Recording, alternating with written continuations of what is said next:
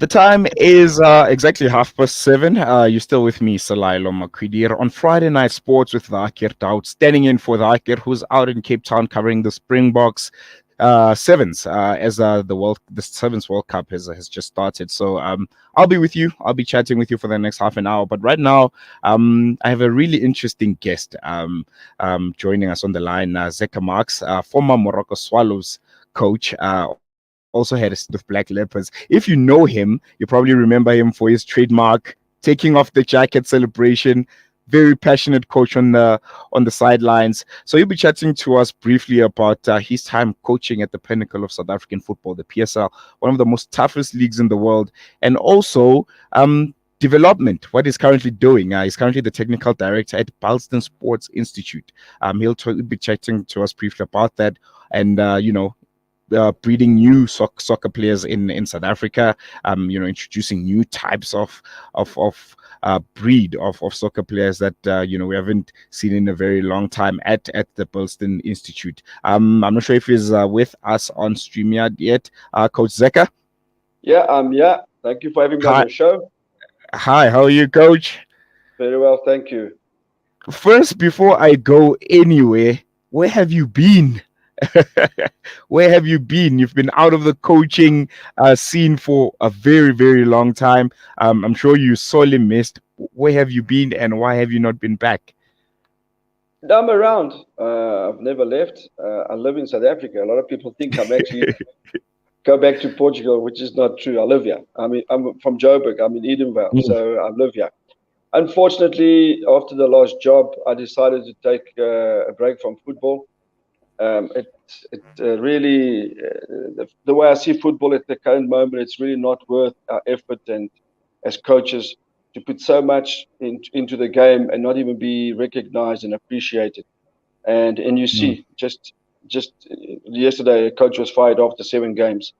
So and as coaches, we study. I mean, I have a UEFA Pro license. I put a lot of effort in my football education. I'm continuously studying to stay on top of the game. But in the football context in South Africa at the moment, doesn't matter what you do, doesn't matter what level you have. It's just not even worth it because you're not allowed to do what you're supposed to do as a coach. mm. And I realized that let me rather step back and focus and refocus my energies and my passion into football development. Why do you think that is? The PSL is usually lauded as one of the best leagues in the world, one of the most professional, one of the best ran leagues in Africa. Well, that statement you just made, it's not even worth it. Why is that? And what can be done to maybe change it and make it better for the coaches and the players? Yeah, look, it's still the PSL is still one of the best in the world. I think from an organization perspective, we've set the bar. We are definitely head and shoulders above most of the, I would say 90% of the countries in Africa.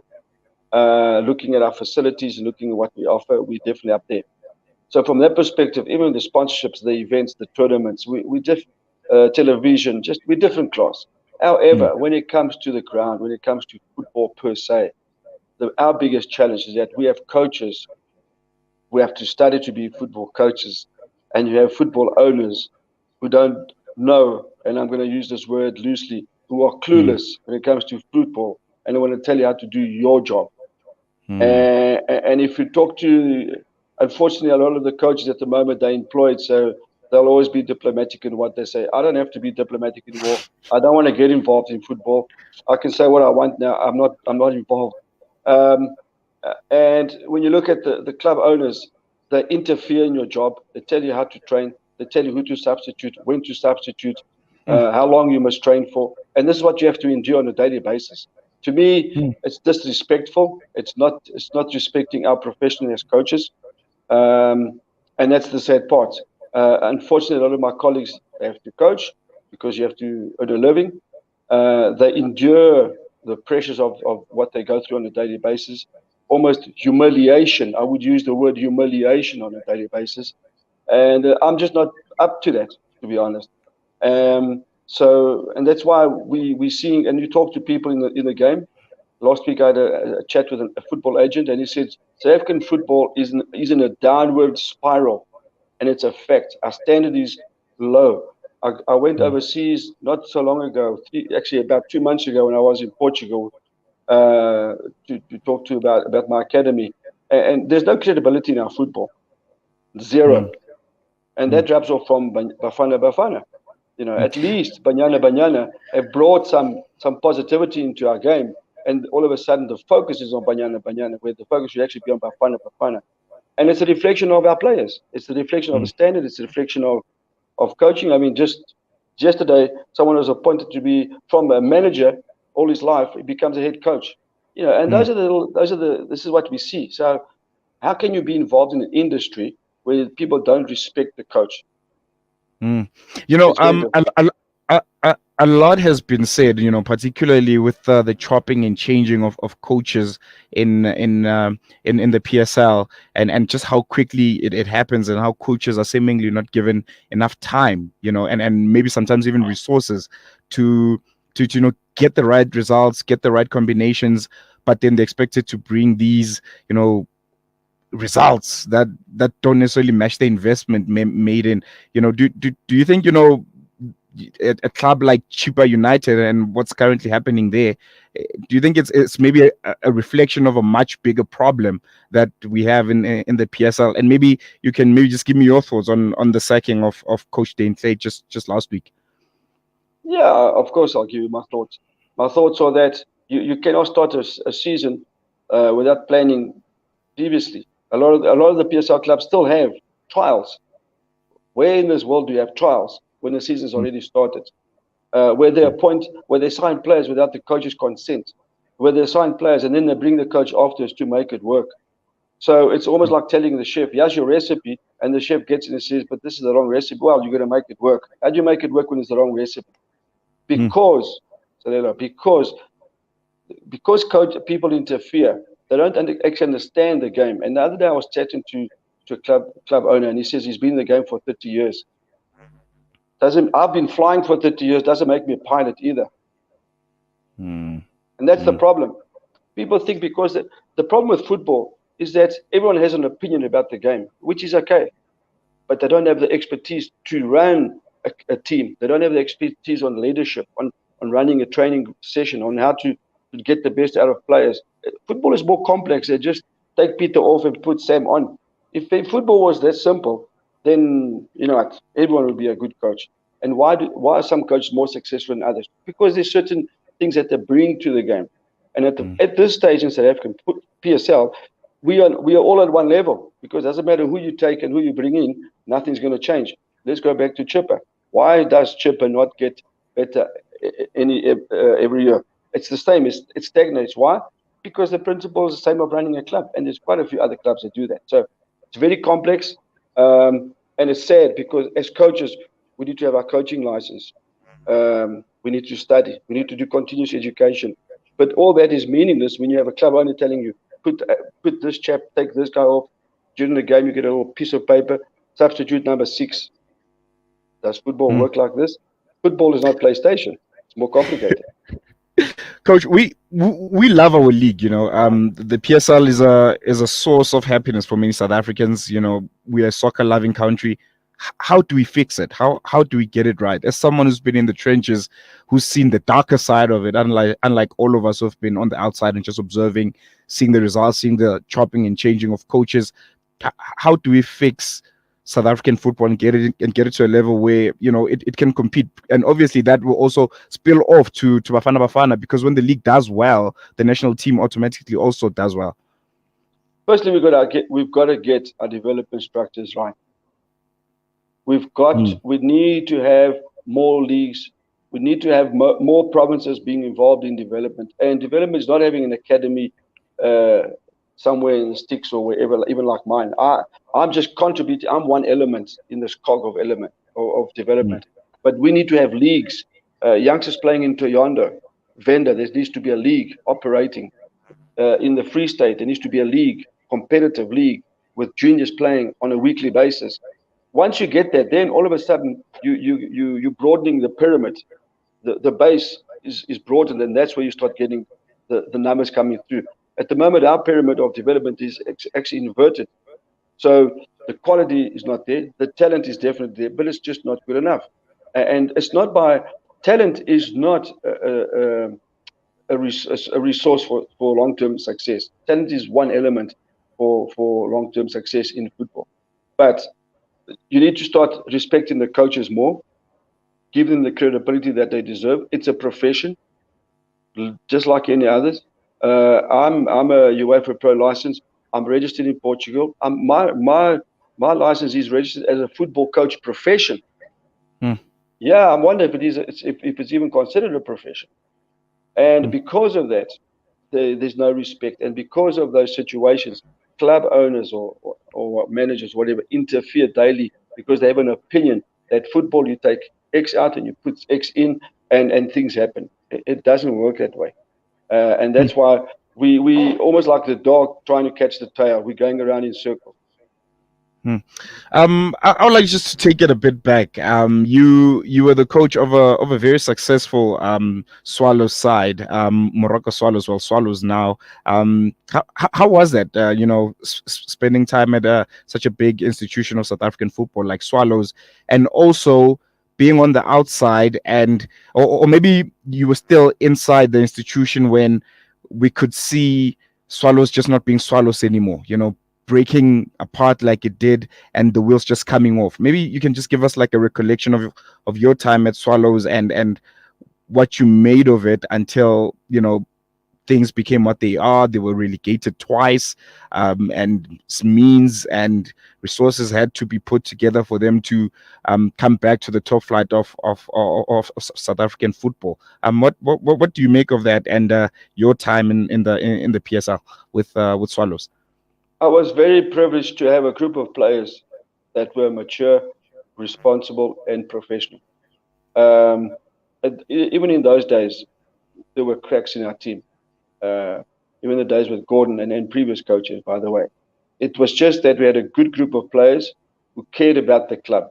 We had people within the club that cared about the club. And together with myself as a driving force, with the management, with the players, we just kept it alive because everyone realized that this is a big club. There's more to it than just, it's not just a club. You're talking about a big brand. You're talking about history. You're talking about heritage. And myself, Lifa Tutulupa, the captain, and the senior players, we kept driving that message to everyone. So there was a lot of responsibility that the players brought onto the field. And the care for the club is what drove everyone. And there were a lot of people within the club working that were the club for many, many years. In actual fact, some of them only know Swallows. They had the passion for Swallows. And together as a group, we just did everything possible to keep this club alive. And as a head coach, I did my job from a football perspective. The players did theirs, and everyone was just doing their little bit all along the line. But the cracks were definitely there. I used this example one day. I said, Swallows was like, even in those days, it was like the Titanic. They never saw the iceberg. They never saw the iceberg coming, and they thought they were unsinkable. But the problems were definitely there. And then obviously, then they got relegated. Again, like anything else in life, if you're running an institution, if you're running a business, if you're running whatever you want to do, you've got to have certain principles in place. You've got to have the foundation, and more important, you need the right people in these situations. Not everyone is capable of being involved in managing a football club or whatever it may be. And former players, say, think what you want about this. Not every former player is also capable of being involved. So that's why I say football is more complex. Football is a business, and you've got to run a football club like a business. Put people that are competent, not just because they're your friends or they played football in the past. They need to understand what this game is about. And competency is the key issue here.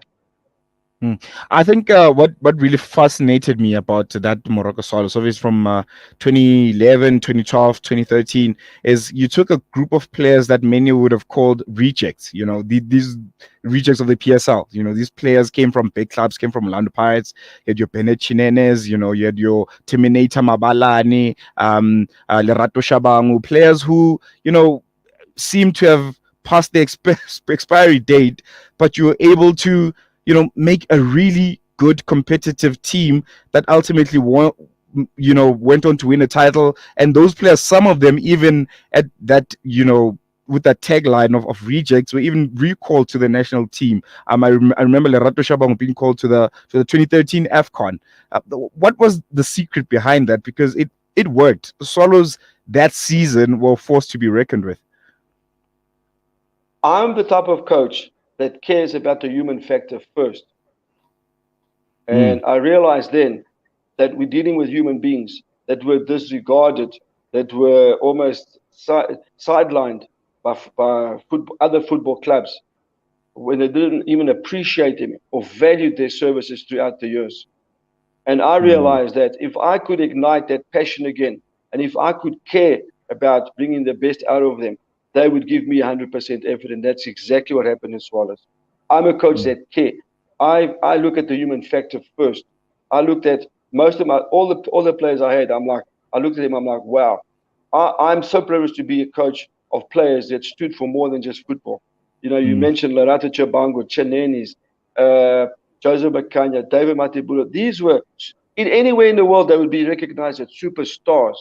In South Africa, sorry to interrupt, you even had a Siyabonga Nomvete, coming in during the latter part of his career. Someone who's done so well in Europe, still amongst the top goal scorers in the national team.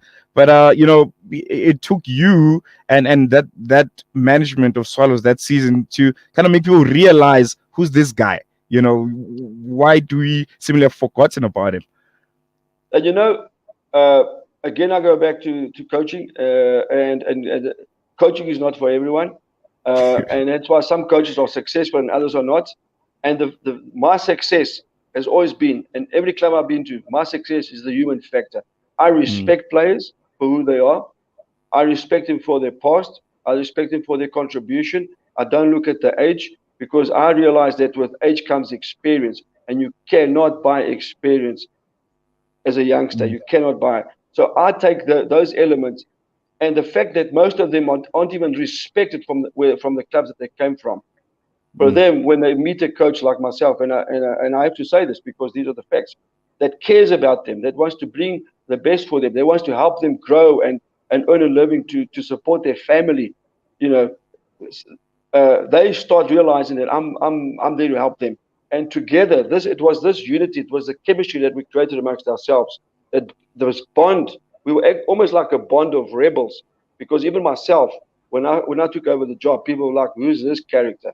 And we went on to win. So we had this rebel mentality, and I created a bond amongst ourselves to go out and be competitive.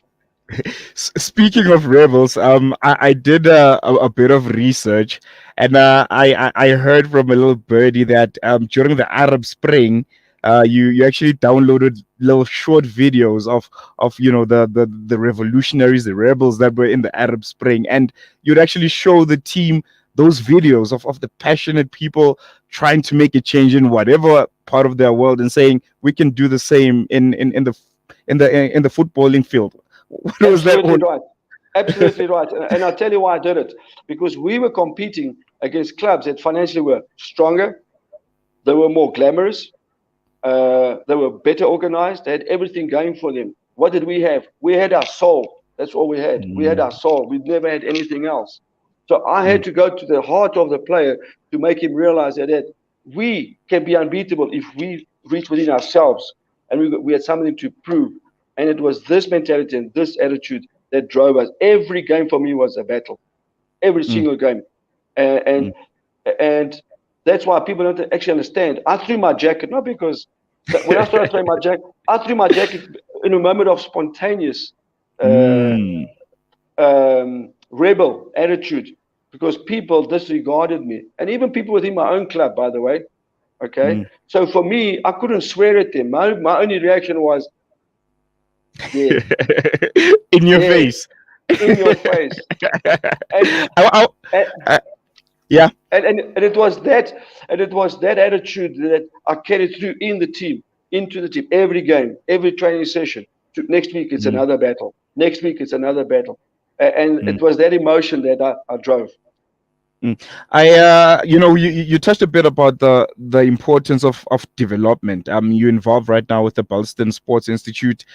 Just tell us a bit about that. What are you guys all about, and what is the ultimate dream for you with the institute? So I'm actually a partner. It's myself, my son, Mm, and Michael Balderstone. He started the institution many years ago through golf, and I got involved to do the football. And I wanted my own brand, but we decided instead of having two brands, let's rather work with one mm. brand that already exists. So it's the Balderstone Institute. We've tweaked it now to the BSI Football Academy because Balderstone Sports Institute sounds like something else. So like we do research and we do other stuff. It's like a bunch of scientists Yeah, doing. yeah, exactly, Yeah. exactly.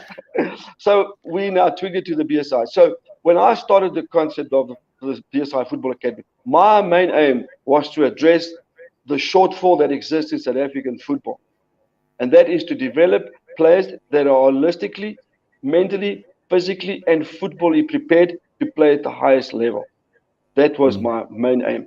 So our program, we have two different programs. Well, one program, youngsters between 14 and 17, they study full time. It's a full time football program. So they study mm, in the morning. We've got the Cambridge education system and GED, which is the American system. So youngsters come, they focus on the studies in the morning. At 1:30, they stop. 2 o'clock, we train. We train 5 days a week. We have a gym. We do life skills. I invite former players to talk to the players. We talk about nutrition. So we actually prepare them on a daily basis to be a professional footballer. We talk about creating their own brand, life after football. We talk about plan B if football doesn't work. We emphasize continuous education throughout the whole program. Even when they finish, we tell them, go to varsity, study, do something, become a plumber, become whatever. Because football is no guarantee that you're going to have a good living. So all these dynamics that I had previously experienced, I realized that, you know what, we need something that can address the shortfalls of African football. More importantly, for me, is creating citizens that are responsible, creating human beings with character, with good values, so that they can go out into society and add value through football. mm, mm. So that And is the and main aim. and I think you really touch on a very important point where you're saying that it's the holistic training that seems to be lacking in South African football, where we just focus on whether or not you have the talent. Everything and anything besides that, it's a non-factor. That's why. That's probably why you have players after they get injured or they can't play football anymore. They seem to be down and out. They can't maybe support their families. But would it be impossible to introduce this to mainstream South African football? I think you guys have really good concept. Would it be possible to introduce it to soccer schools, for instance, or it's just not happening because of the gatekeeping that that happens in the South African football fraternity? So yes, for me the key word here is we care. Mm, We care about the human factor. And if you don't have the care of the human factor, it doesn't matter your ideas, they will never be implemented. My biggest gratification, and we had a parent come there today, one of the brothers. Our biggest gratification is when people join us and their school marks, wherever they are 20%, 15% school marks. mm, And we're to a point where we're hesitating taking them on. All right. The mm, gratification that's why when I come home, I say to myself, you know what? We are making a difference in this country. We are making a difference in the human being. Because after a while, the youngsters improve their school marks. They start enjoying what they do because it's a football environment. It's zero tolerance. If you fall behind, you do not train. You don't mm, train. You don't train. You mm, fall behind, you don't train. You fall behind on your education, you don't play on the weekend. Because we don't have to win leagues. I'm not here to win leagues. I'm here to develop footballers, more mm, importantly, and educated footballers, people that can learn something when they look back in life. They say, "What did I learn as a youngster? What are my takeaways for my future? How can I impact someone else's life? What did it impact them?" So these are the situations that we go through. And when parents come to us and go, "Coach, I don't know what you're doing here, but my son is a changed person," mm. and I'm like, then I'm doing my job. Then I look back and I'm like, I look in the mirror, I'm saying, you making a difference. And that's our driving force because we care. You guys are currently, I'm not sure if it's a partnership or it's a collaboration of some sort with Wolves United. Can you shed a bit of light on that? Yeah. So it's actually for us, I'm so excited about this. When I got hold of Wolves initially, and I'm gonna share this with you, and I told him I was from South Africa, he said to me, I'll never forget these words. He said to me, mate, South Africa's not on our radar. Whew. Whew. How's that? How's that? How's Shucks. that? Yeah. And what was your response to that? Because I'm pretty sure, I would have just hung up after that. What do you say after No, that? no. I said to him, I said to him, you don't know who I am. Mm. Let me send you my CV. Let me send you who we are as an institution. Let me send you what we've done the last 15 years. And then you let me know if you want to be involved or not. Mm. And 2 days later, he sent me a message. He says, when can we talk via Zoom? And then we spoke. It was supposed to be a short call. We spoke for an hour because my CV spoke for itself. My son's CV spoke for itself. The institution, what we've done, spoke for itself. And he saw an organization that he actually said to me, with an organization like yours, we would gladly love to be involved. And that's how we got What involved with Wolves. what does that partnership entail? Are you a feeder team of some sort to Wolves United? Are they providing any kind of expertise, training, vice Yeah. versa? How does it work? Yeah. So unfortunately, again, when it comes to Africa, and it's unfortunate, we have this tendency to always ask for money. And that's what they thought initially. Oh, these guys are coming to ask for money. And I said to him, my friend, I don't want your money. I don't need your money. Okay, let's get that clear. I don't need your money. Your expertise, maybe, but even myself, I can do it. But I need to be on top of the game. We as an institution need to be on top of the game. And for us to be on top of the game, we need to start learning from what is happening out there. I can't travel to Europe every second day. It just doesn't work that way. All right. So the things I asked for, they said, so what do you want from us? I said, well, number one, I want continuous coaching education, which we do via Zoom. So we got one this month. We pick a topic. They have a guy and they talk. I want us to have accessibility to your academy, to go there and see, learn. He says, no problem.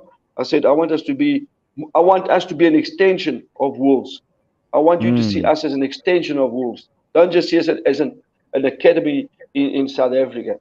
I want us to embrace your culture. That's what I want us to do. And from there, we started working on it. And you know what? End of the month for our first soccer camp. We're excited because it's the first one. They're going to be in for a shock because we're going to blow them out the water. I can tell you now. They don't know what to expect. They think they're coming here and they're going to see some kids running around.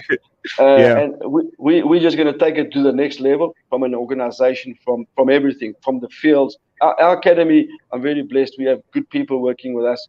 And the other day I was chatting to someone who says, wow, you got great facilities. I said, there's bigger clubs out there with better facilities than us.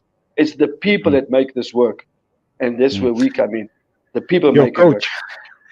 Coach, I thoroughly enjoyed the conversation with you. Unfortunately, we're running out of time. But before I let you go, I want to ask one question.